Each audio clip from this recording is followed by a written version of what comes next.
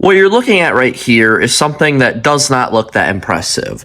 It looks like a children's toy turbo tumbler, which is one of those like sporty RC cars that can do wheelies and stuff like that. Like, it's a cool idea, but that's not what we're doing today.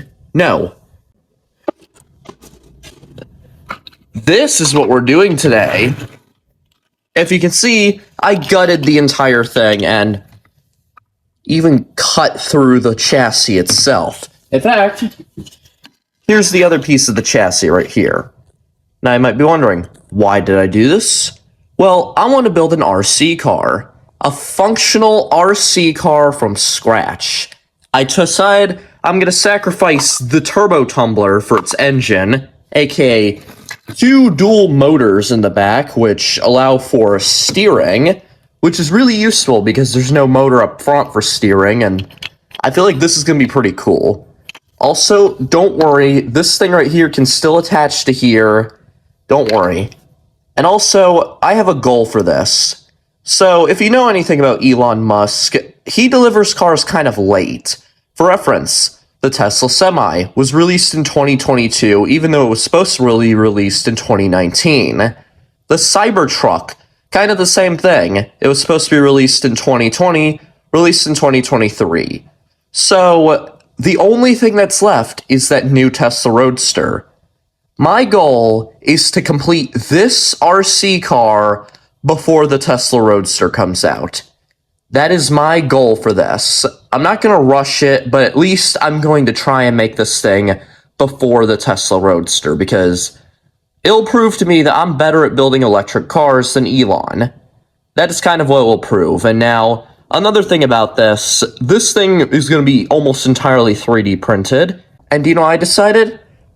I decided that this vehicle itself is going to be basically a life-size, real-life version of the Turbine Thrasher, my favorite car that I've ever made in automation, and also this orange car that you're currently looking at right now, which is a screen picture I added. That car right there, I'm going to be trying to make it in real life. And hopefully, Mr. Gnome Wax Warmer approves of this. Anyway, for building this, I have 3 requirements. 1, I must get this thing complete before the Tesla Roadster comes out, if it does. 2, this thing must have interchangeable parts, whether that's a roof or a hood or whatever. And 3, this thing must be reverse engineerable. What that means is I could take this chassis piece, take it out of the RC car that I'm going to build, put it back into here, and it would function just as normal. That is a requirement of this. Those are my 3 requirements, and hopefully, Gnome Waxwormer back there approves. And now, let's get started with the construction. Currently, we are inside of Blender right now, because this is one of the only ways I could actually convert the mesh of the vehicle into, you know, an actual vehicle that we can turn into a 3D print and do some 3D modeling and stuff like that. I'm also not sure how big this vehicle is going to be, but yeah, this right here is how I did it. I basically went into the files for the BeamNG Drive car, looked for this file on the mesh, then I opened it in Blender, and then exported it as an STL file, essentially. But I would have done that until I realized this thing has all of its fixtures on it. So I decided that I'm going to have to remove most, if not all, of the fixtures on the vehicle before exporting it to Tinkercad so I can do my modifications. So we're in Tinkercad right now with the full complete version of the car right here. Now, I'm not going to print this in one go, considering this thing is about 18 inches long, 7 inches wide, and 4 inches tall, which is too big for my printer. It's also made out of 54 parts, making it rather huge, and also a lot of those parts are actually the same file, but are also multiple parts in those files, so yeah, it's a lot. Now this right here, this page is dedicated to the axle, the wheel adapters for the electric motors on the RC cars, and the rearview mirrors, and another piece that I'll tell you about later. As you can see right here, the blue thing that was there that now disappeared, it was a vehicle, and that was the shell of the vehicle that I imported from Tinkercad and all that. This right here is the door. And now, let's go to the next file. This Tinkercad page right here is dedicated to the body of the actual vehicle. Basically, on this page, I hollowed out the vehicle, added some fenders and stuff, added wheel wells and all that, and I even made a few other parts. For example, that chassis right there, that hood right there, all those were made here solely so I could get the best measurements possible. So let's go to the next one, which is none other than the miscellaneous and front page 1. On this page, I worked on the front end of the vehicle, and I also worked on some of the side vents for the air and for the engine, since in the fictional car, the engine's in the rear and stuff like that. Basically, I made some of those little vents right there, those little tiny red square thingies. Yeah, those are the vents, and they're actually functional, believe it or not. I designed them so air can pass through them. The next page is front end part 2. On this page, I worked on the more other things in question. I worked on parts such as the dashboard, parts such as the actual fender itself, and I also worked on other parts such as the windshield rail, which will soon be used to well place a windshield. And my plan for the windshield is to use basically a disposable food container, because the plastic on that stuff is relatively flexible and not brittle. So yeah, I think it would be pretty good to use that. This page right here is dedicated to my headlights, the rear lights. It's also dedicated to some other parts that I modified inside this page to get better measurements. I also made the complete hood. I also made several variations of the rear liftgate, and even a different one because there was a printing error when I was making it into real life. And now, this page right here is based on the rear bumper, the exhaust, and the license plate, the diffuser, and that little slope-looking thing right there. That thing right there is dedicated to basically just smoothing out certain parts of it. Yeah, that I don't entirely know why I have it right there, but yeah, that was a part of the actual construction of this whole thing. Now, the next page is the frame of the sunroof in question. The frame of the sunroof is pretty important because I decided to put a sunroof in specifically to save weight. This is the ball bearing lock. It's to keep the 2 ball bearings that the axle is attached to held within the vehicle at all times, making the wheels super secure, basically.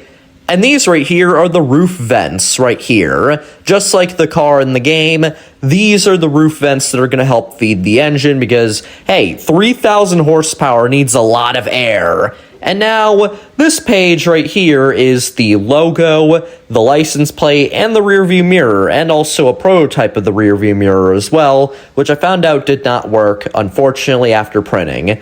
These right here are the rear motor mount blocks right here. Basically, they sit underneath of another motor mount arm bracket piece, and they're supposed to sit on the motor as well in order to keep it in a position to prevent the wheels from rubbing up against the wheel well. This page right here is dedicated to the key fob and also a camera mount because pretty late into the project, I actually bought a dedicated camera for this. It's basically a plug-in webcam and it's not the best quality, but it's better than nothing. Now we're back to the page with the full car assembly right now, and you might be wondering, why am I showing you this rather than showing me the building process of the vehicle? Well, it turns out I barely did any actual recording of the building process because I was too distracted with the actual building process to even bother with recording, which is kind of a problem I have because I don't really like recording when I'm just building stuff and I'm in the groove. So yeah, basically, I was just explaining all the parts in question. But I did get some building footage in question, in particular some of the later items. So let me show you some of that. And now I'm going to go to the real world, and we are no longer going to be on Tinkercad. Bye! Hello, my name is Tim. Welcome to the real world. This is Gnome Wax Warmer, and basically, yeah, there were several parts that I was able to record because I had that time-lapse camera device, and other parts that I wasn't able to. So yeah, let's start off with, you guessed it, the rear window. We're gonna start off with the rear window, and then we're gonna deal with just about every other later item else. And I hope you enjoy. A disposable food container from a fast food restaurant, I decided to basically make a rear window for this thing. Okay, I'm gonna need to put it in with both hands. Here we have it. The rear window is on. It's not the most secure rear window, but hey, at least it's better than nothing. And now, let's get to the windshield. And now I have the windshield in. There is some gap right there, but you know what? I personally don't mind because I think this looks pretty good from a distance. Not up close, but from a distance. And the thing is, this hole right here, that's for a rearview mirror. And now, let's make the rearview mirror. And here it is, the rearview mirror in the car itself. And if you don't believe that it's real, well, look right here, it is real and stuff like that. So now all we need is just a place to hold the phone so I can do some cool recording and stuff like that, and other than that, the car will basically be complete. Unfortunately, I have to ditch my original plan and use a different camera instead. I would use the Nikon Coolpix, but it's too heavy. So, introducing this. I have to use this little tiny camera, which is basically a bootleg GoPro that I got like 7 years ago or something. It still works surprisingly, and it will be mounted onto the hood since the interior photo looks like this. And I want like the actual racing footage to be kinda decently high quality. Okay, it's gonna look like it was filmed on a cheap camera from like the 2000s, but still, that's basically what I'm gonna do. Here we have it, the camera mount. This thing right here is designed for a small little camera. I didn't put one on the interior because, well, it did not look good on the interior, but this right here, it's easily removable. You gotta wiggle it out though. There, it hooks into these and it's pretty secure overall. So yeah, that right there is going to be how we're going to mount the camera for this thing. Here we go. Here is basically the complete product. All we need for this is a little key fob, just for decoration, because why not? No car is complete without a key fob. Now I have the key fob done right here that has 4 buttons, one for alarm, 2 for, you know, locking and unlocking, and then 1 for like a mystery function that could be whatever you want, basically. But now, let's take the car driving. Tim from the future here. I'm particularly recording this particular segment on June 29th, 2024. And yeah, something I did, I made 3 little steering systems for the steering because, yeah, its original steering system was 2 ball bearings attached within those yellow things, which I had to break off because they were causing too many issues. It could go straight really well, but it was horrible when doing turning and stuff like that. So I have decided to make 3 little alternate steering systems, but there's an issue. That one's garbage. Utter garbage! So in reality, we only have 2 alternate steering systems. Steel mouse ball looking thing, and single straight object that can do some form of turning, probably. That is all we have, and we also just have the normal wheels on the car itself. So yeah, let's take this thing racing with all the different modes on it. But before we do that, I think that I should just showcase the car before, explain some of its cool features and stuff like that that I might not have gone over, I might have gone over, I don't know. Basically, some features, essentially, before we actually do the race. And I'll even tell you how much this thing weighs with its attachments and without him. Now, I have everything currently installed onto the car. Now, do you want to see the final product? Because I'm ready to show you, and I'm pretty excited. Here, it is. This thing right here is, well, the complete car. We got 2 umbrellas right there, the remote control, 2 different forms of steering. This one is for like racing, particularly on twisty circuits.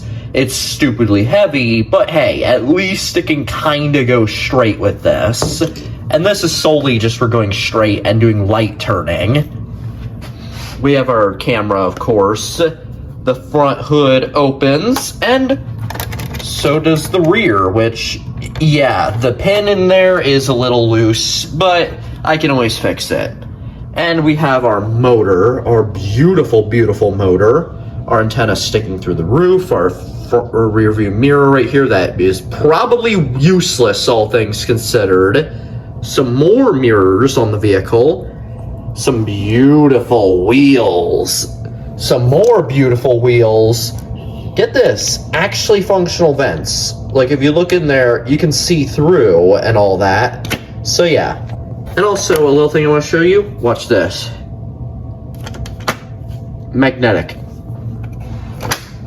A truly, truly awesome car. And also, this proves one thing. I am better at building electric cars than Elon, because the Tesla Roadster was announced almost 8 years ago. Actually, no, more like 7, but close to 8. 7, 8, it doesn't matter. Elon announced that car a long time ago. Yeah, I was able to build this from nothing in 7 months. Okay, to be fair, I did have to sacrifice an RC car, and I also had to dig this out of one of my drawers from my desk and stuff like that. Had to buy these from Party City. Had to buy not 1, not 2, but 3 tubes of modeling glue for this thing.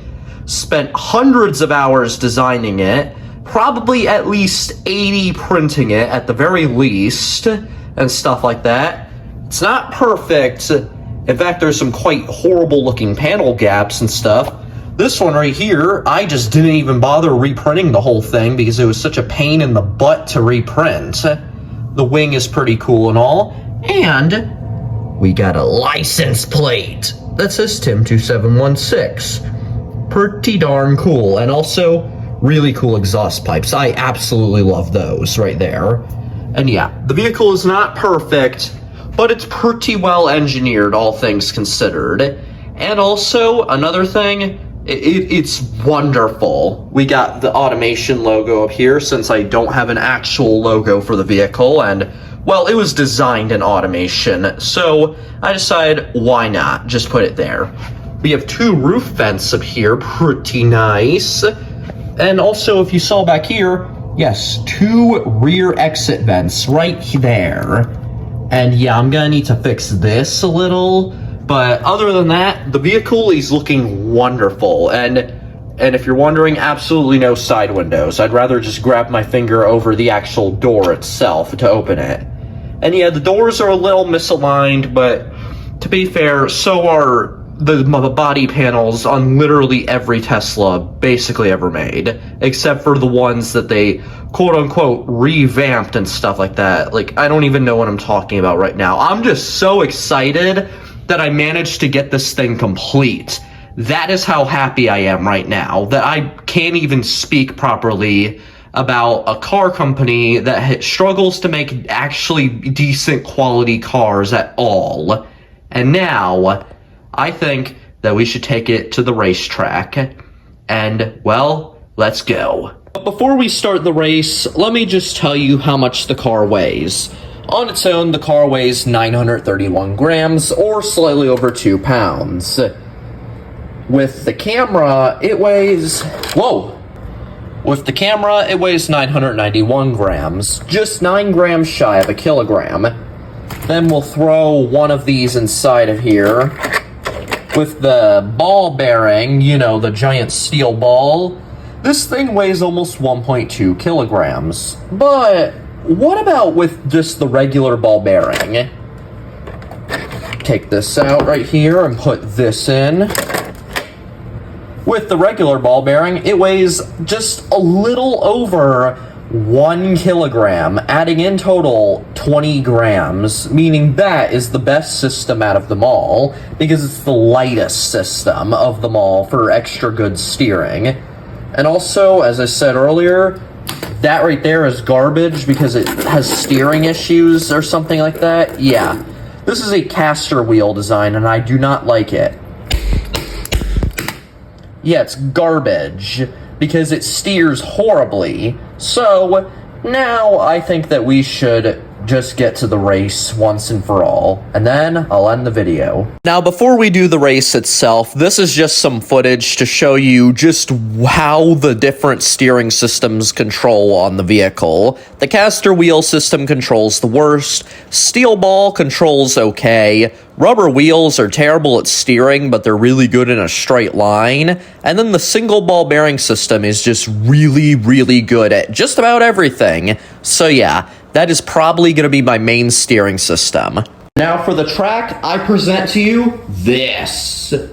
Basically, go under the table, go around this leg, and we're going to do that 3 times. That is literally the entire goal. And this whole tiled area right here, I don't know if it's linoleum or tile, I kind of don't care, all things considered. This is going to be where our racetrack is. So, let's get started. Welcome to the first and currently only race like this. The only 3D printed turbine thrasher race. And now, let's go! Let's go, let's go, let's go. Okay, we're going under the table. Be careful, be careful, be careful. You don't want to hit anyone. Darn it! Are you kidding me? I hit it on the... There's a mini fridge back there and I hit it on it. Okay, come on, you can do it, you can do it, you can do it! No, turn around, turn around, turn around, turn around! And now we can do a wheel swap. Now we can get ready for lap 2 with the single ball bearing. Let's go! Okay, whoa! Braking is not exactly as good, but I will admit, steering is definitely better. Whoa! Okay, lap record, okay. Now, time for the third wheel system.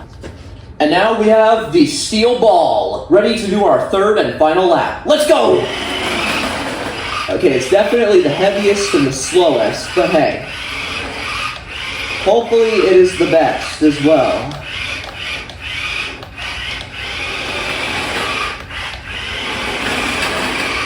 Turn around and...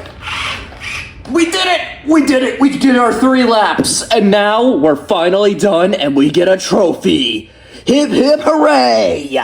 Winning the race, we got a Swarovski Crystal Pumpkin trophy right here. That is our first ever race trophy, and I am excited to say this video is finally done. This video was like at least 7 months in the making, at least, because that's when I started making the vehicle. Like, I believe it was January 3rd is when I had the idea to at least make this thing. And I had that idea, and, well, I'm happy I finally went through with the entire thing. It was originally going to have an interior, but then I realized that would probably make it too heavy, considering it already weighs almost 1 kilogram already, which is a bit heavy for an RC car, and also, this thing took a ridiculously long amount of time to make, and I'm just happy about it. And also, these 2 umbrellas, they get stored in the door, right here. I have to figure out how to store it in, but yeah. Okay, get in! We have 1 umbrella in there, but that's good enough, and that's one of the cool little features I put inside this thing. It's not useful for racing or pretty much anything, but it's a nice little feature that I had fun implementing into this thing. And well, that's all. I'll see you next time, or maybe even next year. I might have a project similar to this next year, but hopefully the video is more well-paced and is actually organized better. Anyway, that's all. Bye!